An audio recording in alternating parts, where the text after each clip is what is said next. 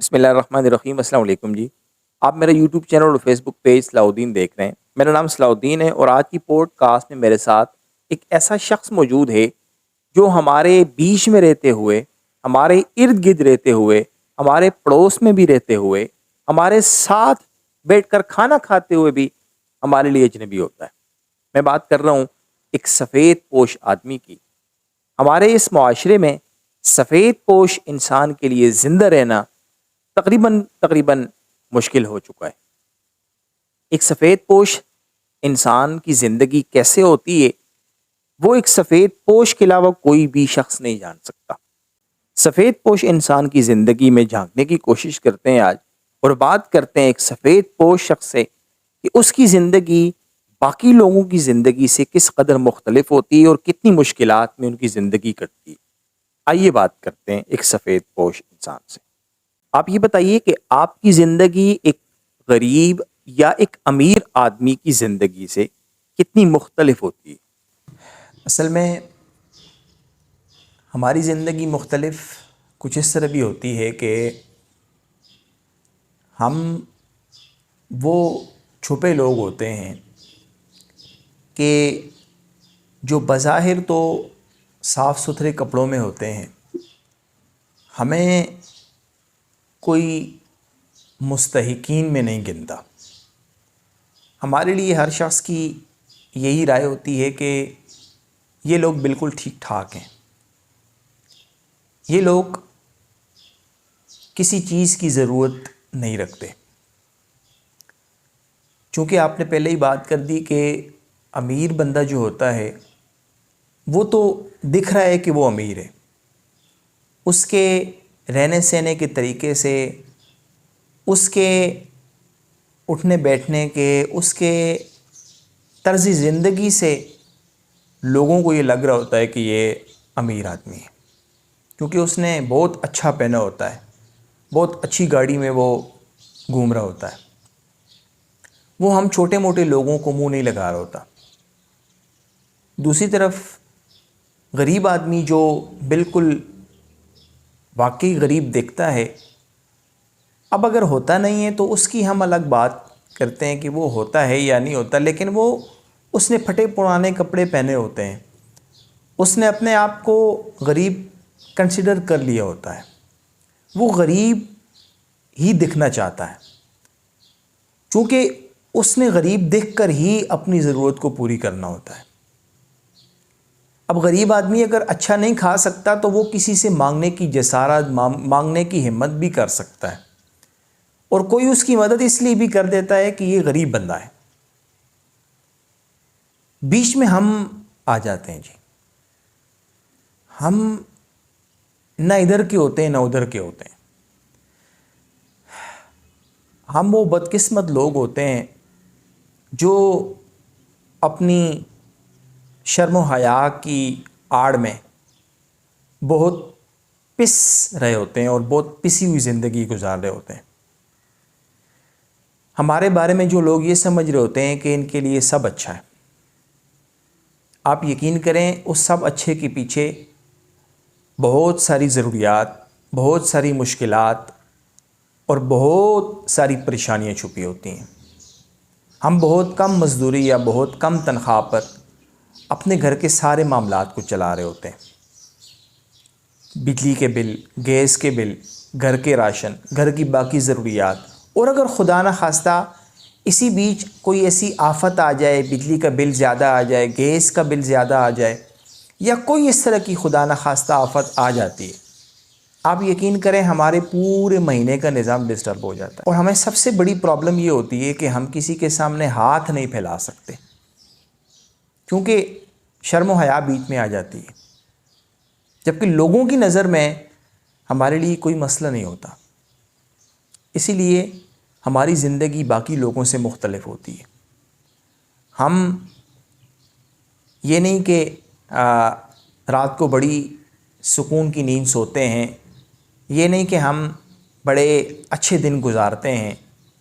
ہمارے بچے کسی اچھے سکولوں میں نہیں پڑھ سکتے، ہمارے پہناوے جو ہوتے ہیں وہ کوئی بہت وی آئی پی نہیں ہو سکتے، ہم بس دھلے کپڑے پہن کر اسی لبادے میں اپنے آپ کو اوڑھ لیتے ہیں، اسی سفید پوشی میں اپنے آپ کو اوڑھ لیتے ہیں کہ لوگوں کو، آپ کو، ارد گرد کے لوگوں کو یہ نہ لگے کہ ہم پر کچھ حالات مشکل ہیں، جبکہ اگر کوئی ہماری زندگی میں جھانکنے کی کوشش کرتا ہے تو وہ ہکا بکا رہ جاتا ہے کہ ہم کس طریقے سے زندگی گزار رہے ہوتے ہیں۔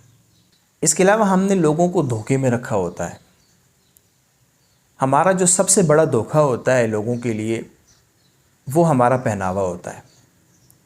ہم ستھرے کپڑے پہن کر لوگوں کو دھوکہ دے رہے ہوتے ہیں کہ ہم ٹھیک ہیں، ہمارے حالات ٹھیک ہیں، جبکہ اسی دھوکے کے پیچھے ہم ایک رول رہے ہوتے ہیں زمانے میں، مشکلات میں، پریشانیوں میں۔ تو یہی فرق ہوتا ہے جی ہمارا، ہم ایسے ہی زندگی گزار رہے ہوتے ہیں۔ مجھے یہ بتائیں کہ یہ سفید پوش لوگ کون لوگ ہوتے ہیں؟ دراصل ان کی پہچان ہمیں نہیں پتہ، معاشرے میں کسی کو بھی نہیں پتہ، ہو سکتا ہے میں بھی ہوں۔ سفید پوش لوگ کون لوگ ہوتے ہیں؟ ان کی پہچان دراصل کیا ہے؟ اصل میں یہی مسئلہ ہے جی، ہمیں پتہ ہی نہیں ہے کہ سفید پوش لوگ ہیں کون۔ آپ مجھے بتائیں کہ کیا آپ نے کبھی کسی مسجد کے، محلے کی مسجد کے امام صاحب کو بہت اچھی گاڑی میں گھومتے ہوئے دیکھا ہے، یا اس کو اپنی فیملی کے ساتھ بہت اچھے ہوٹل میں کھانا کھاتے ہوئے دیکھا ہے؟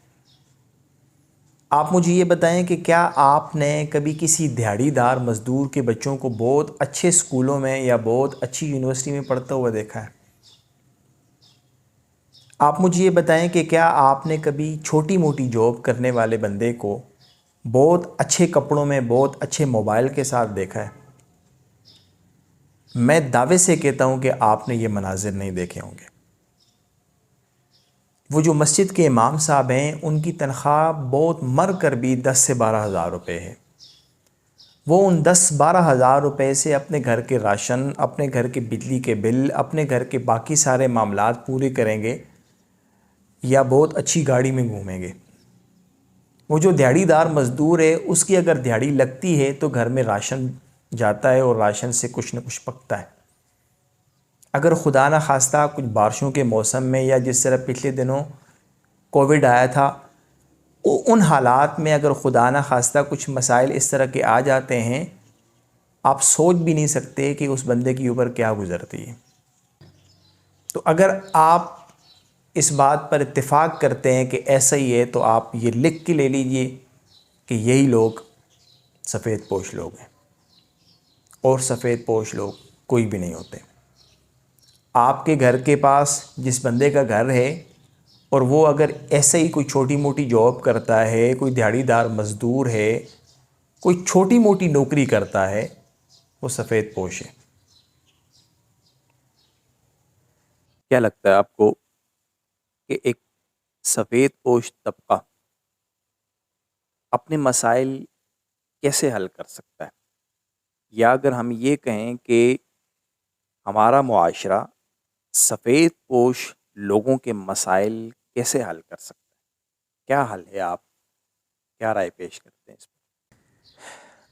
میں یہ کیا کہہ سکتا ہوں، بس میں اتنا سمجھتا ہوں کہ اگر ہم اپنے ارد گرد ایسے بندے کو جو ہم سے مانگ رہا ہے، جس طرح کہ عام طور پر آج کل بھکاری لوگ یا فقیر لوگ فقیروں کا لبادہ اوڑھ کر ہم سے مانگ رہے ہوتے ہیں، ہم ان کو دے رہے ہوتے ہیں، اگر آپ ان کو دے رہے ہیں جی، تو وہ آپ سے مانگ بھی رہے ہیں۔